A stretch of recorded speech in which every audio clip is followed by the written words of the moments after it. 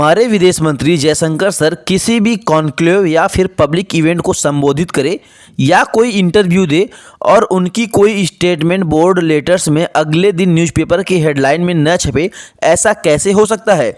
यह पॉसिबल हो ही नहीं सकता।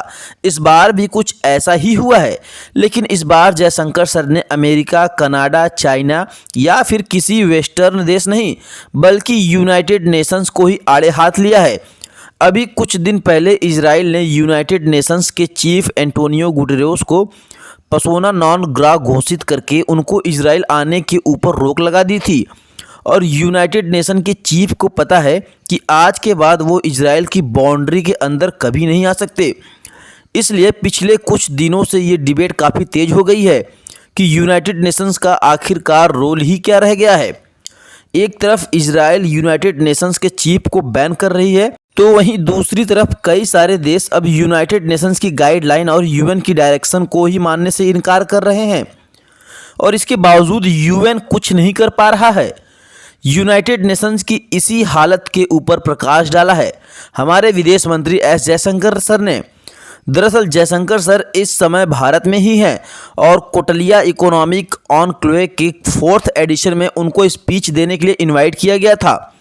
इसी दौरान जयशंकर सर ने यूनाइटेड नेशंस के ऊपर कुछ स्टेटमेंट दी है, जिससे यह पता चलता है कि यूनाइटेड नेशंस का आज का डेट में क्या स्टेटस है।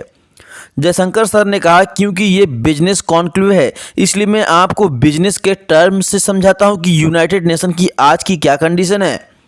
यूनाइटेड नेशंस आज की डेट में कई दशकों पुरानी कंपनी की तरह रह गई है, जो कि करंट मार्केट के साथ अपने आप को कीप अप नहीं कर पा रही है, यानी कि आज की मार्केट के साथ अपने आप को ढाल नहीं पा रही है। लेकिन इसके बावजूद उसने एक जगह को घेर रखा हुआ है। लेकिन आज की दुनिया में जहां पर स्टार्टअप का चलन है, नई कंपनी स्टार्ट हो रही है, इसलिए वो तो अपना खुद का काम करेगी। यानी कि जो ब्रिक्स क्वाड इन जैसे संगठन हैं, ये एक तरह के स्टार्टअप हैं, क्योंकि यूनाइटेड नेशंस अपना काम करने में फेल हो रहा है।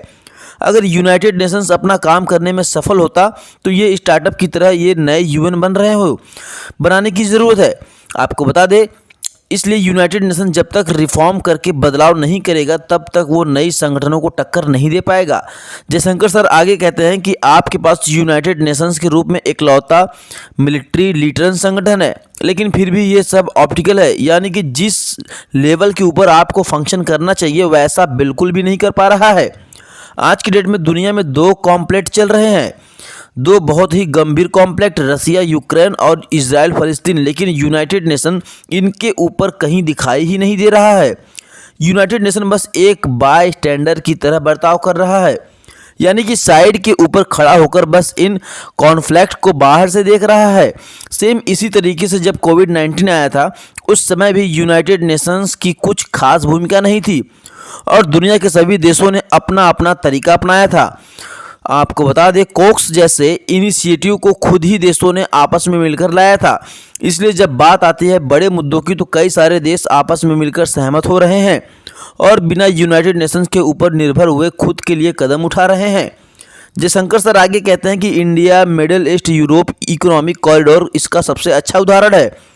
फिर उसके बाद जो ग्लोबल कॉमन गोल्स के लिए इंडो पैसिफिक रीजन में क्वाड संगठन शुरू किया गया, वो भी बेहतरीन उदाहरण है। इसके अलावा इंटरनेशनल सोलर अलायंस, उसके बाद फिर coalition for disaster relief infrastructure भी खड़ी की गई। यही सारी चीज़ें हम यूनाइटेड नेशंस के फ्रेमवर्क के बाहर खड़ी कर रहे हैं। अब हम यूनाइटेड नेशंस के ऊपर बिल्कुल भी निर्भर नहीं है।